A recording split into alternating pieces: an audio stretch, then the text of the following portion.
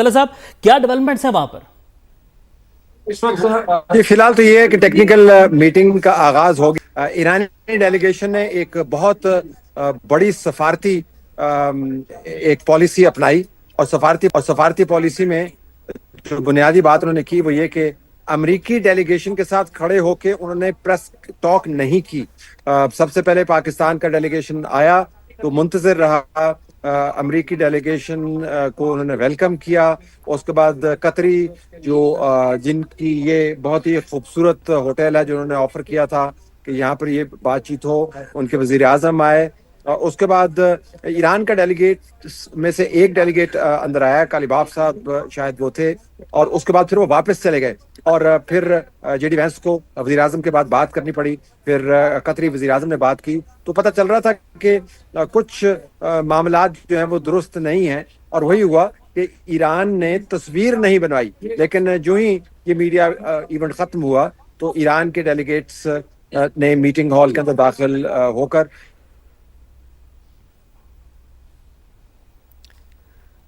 طلعت صاحب انفارمیشن ہمارے ساتھ لائیو شیئر کر رہے ہیں, اور انہوں نے یہ بتایا کہ جس طرح سے ایرانین ڈیلیگیشن آیا اور انہوں نے تصویر نہیں بنائی. طلعت صاحب کنٹینیو پلیز.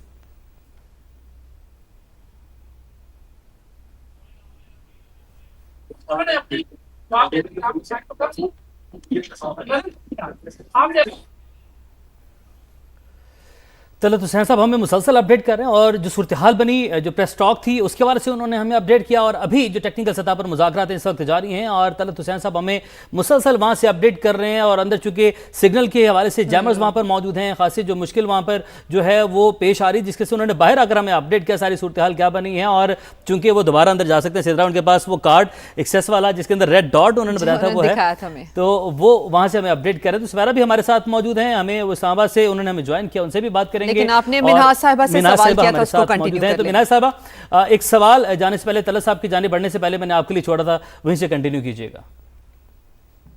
بہت شکریہ. میں سمجھتی ہوں کہ یہ ہسٹوریکل ایونٹ ہے جس کی میرے خیال میں نہ ہمیں تاریخ میں مثال ملتی ہے, اور نہ مجھے مستقبل میں اس طرح کی کوئی ایونٹس نظر آ رہے ہیں. کیونکہ جب بھی دنیا میں جنگیں ہوئی ہیں تو جنگ ایسی ہوتی ہے کہ دو بلاکس ہوتے ہیں جو آپس میں لڑتے ہیں, پھر ان کے بیچ میں کوئی تیسری پارٹی یا آپس میں ٹرمز اینڈ کنڈیشنز پہ وہ جنگ ختم کرتے ہیں.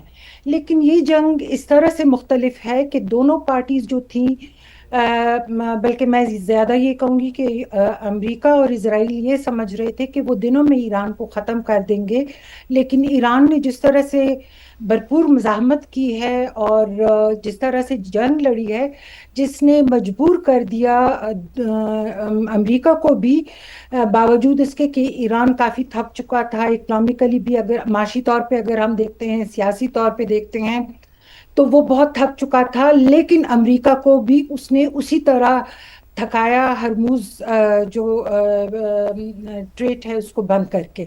یہاں پہ کردار بہت زیادہ نمایاں ہو جاتا ہے اس تیسرے فریق کا جو بیچ میں آتا ہے اور ان دونوں کو اس بات پہ راضی کرتا ہے کہ آپ دونوں بات چیت کریں, کیونکہ دونوں طرف سے نہ وہ فیلئر کو ایکسیپٹ کر رہے ہیں, نہ وہ جنگ کو ختم کرنے کا طریقہ ان کو سمجھ آ رہا ہے. یہاں پہ پاکستان نے ایک بہت اہم رول ادا کیا ہے, ایک میڈیٹر کا, جس نے دونوں کو کنونس کیا کہ آپ لوگ ٹیبل پہ آ کے بات کریں.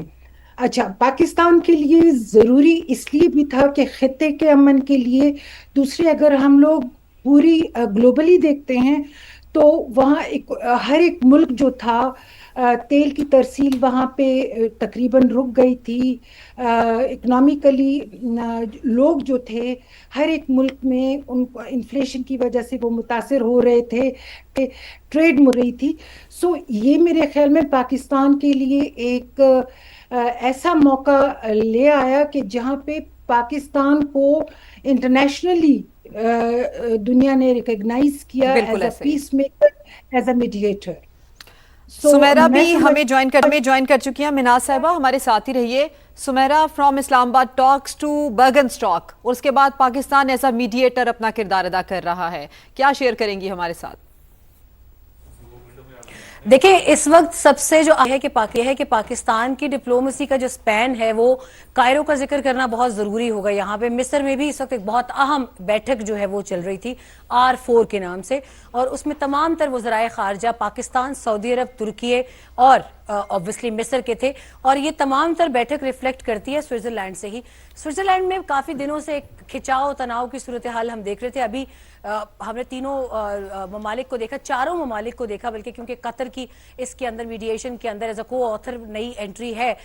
پہلے تو وہ پردے کے پیچھے تھے, مگر اب غالباً ایران کے حوالے سے جو چند ایسی چیزیں تھیں جن کو سلجھانا بہت ضروری تھا, انہوں نے پاکستان کے ساتھ بڑی اس کے اندر بہت ایفرٹ کی ہے پچھلے 3-4 دنوں میں. سمیرا قطع کلامی کی معذرت, آپ کو ذرا یہیں پہ تھوڑا سا روکیں گے ہم. طلعت حسین صاحب کی جانب بڑھیں گے, وہاں سے مسلسل اپڈیٹس آ رہی ہیں. طلعت صاحب اگر آپ ہمیں سن پا رہے ہیں تو بتائے گا ابھی کیا ڈیولپمنٹس ہو سکی ہیں وہاں پر؟ دیکھیں ابھی تو جو ٹیکنیکل کمیٹی کی میٹنگ ہے اس کے اندر ایرانی ڈیلیگیشن ہے وہ بڑا واضح ہے, وہ اسٹریٹ اینڈ نیرو. انہوں نے نہ میڈیا پبلسٹی کرنی ہے نہ ہائپ کرنی ہے, اس میں سے آؤٹ کم چاہتے ہیں. امریکہ کی طرف سے جو پیغام گیا ہے وہ واضح انداز سے کیا ہے کہ ایران اگر نیوکلیئر معاملات کے اوپر کمپرومائز کرتا ہے, جو کہ MOU کے اندر لکھا ہوا ہے اور ایران کے پریزیڈنٹ کا بیان بھی موجود ہے, تو ایک لفظ استعمال کیا JD وینس نے, we can turn over a new leaf, یعنی ایک نئے باب کا ہم آغاز کر سکتے ہیں. وزیر اعظم نے امید کا اظہار کیا کہ جب ہم یہاں سے جائیں گے, وزیر اعظم نے یہ لفظ استعمال کیا کہ جاتے ہوئے ہمارے ہاتھ میں ایک پیپر ہوگا.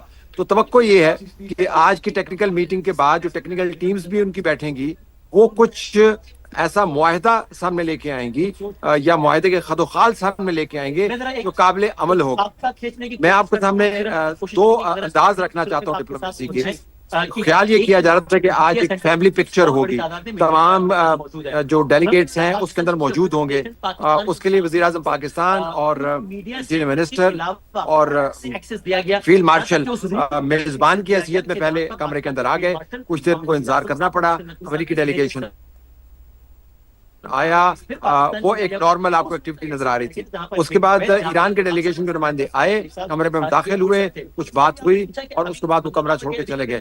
پھر عراق کے وزیر اعظم آئے, پھر سب کو بات کرنی پڑی کیونکہ اس وقت کمرے میں یہ کنفیوژن تھی کہ ایرانی ڈیلیگیشن آ کے کیوں چلا گیا ہے. تو پھر جب یہ تقاریر ہو گئی تو میڈیا کے ساتھ بات چیت کرنے کے بعد انہوں نے اس معاملے کو وائنڈ اپ کر دیا. تو ایرانی ڈیلیگیشن نے اس کے بعد آنا پسند کیا, تو انہوں نے اپنے خود کی فلم بندی نہیں ہونے دی امریکیوں کے ساتھ کھڑے ہو کے, یہ پیغام دینے کے لیے کہ بھائی ہم یہاں پر تصویر کھنچوانے کے لیے نہیں آئے ہیں, میں فلمیں بنوانے کے لیے یہاں پر نہیں آیا ہوں, میں اگر ایران کے ڈیلیگیشن کا ہیڈ ہوں اور میرے تمام جو ساتھی ہیں ہم یہاں سے نتائج حاصل کرنے کے لیے آئے ہیں. تو اب نتیجہ خیز کتنا ثابت ہوتا ہے, جو ایرانی اور پاکستانی ڈیلیگیشن کی میٹنگ تھی علیحدہ کمرے کے اندر, اس سے پہلے جو انفارمل میٹنگ تھی, اس میٹنگ کے اندر یہ واضح ہو گیا کہ ایران آؤٹ کم ہے کہ آؤٹ کم ہونا چاہیے اور توقع یہ کر رہا ہے.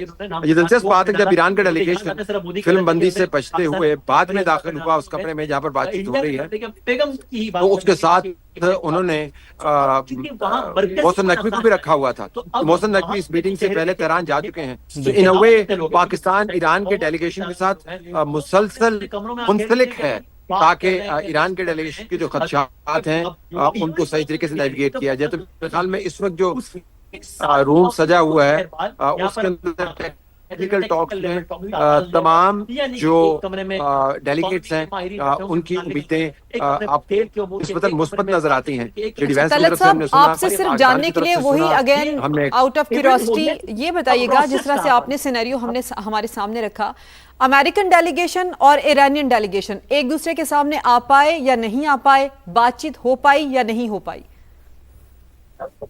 اب کمرے میں تو ایک دوسرے کے سامنے آئے. دیکھیں کمرے میں ایک دوسرے کے سامنے آئے, لیکن ظاہر ہے اگر امریکی ڈیلیگیشن پہلے سے کمرے میں موجود ہوتا اور پاکستانی میزبان ہوتے اور قطری ساتھ کھڑے ہوتے, ایرانی ڈیلیگیشن آتا تو ان کو ہاتھ ملانا پڑتا. ہاتھ نہ ملوانے کے لیے انہوں نے کمرے کو چھوڑ دیا, اور جب تمام میڈیا نکل گیا تو پھر وہ گئے کمرے کے اندر. اور میں توقع یہ کرتا ہوں کہ جاتے ہوئے اس کمرے میں داخل ہو گئے, انہوں نے ہاتھ ملایا ہوگا, یہ بیسک کرٹسی ہے.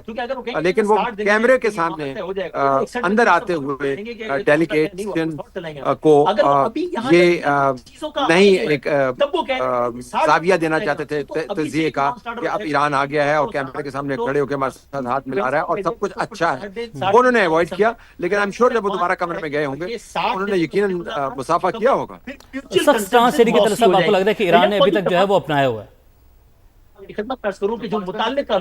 بیسیکلی وہ میڈیا کے کھیل میں امریکہ کے ساتھ اس نے ایک سین لڑائے ہوئے ہیں, تو میڈیا میں یہ امپریشن نہیں دینا چاہتا, کیونکہ یہ یاد رکھیے گا کہ جس جہاز کے اوپر آئے ہیں وہاں پر اس کا جو نام ہے اور اس کے اوپر جو نمبر ہے 160 اس خون آشام حملے کی کا ایک استعارہ ہے جس کو وہ ساتھ لے کے چلتے ہیں.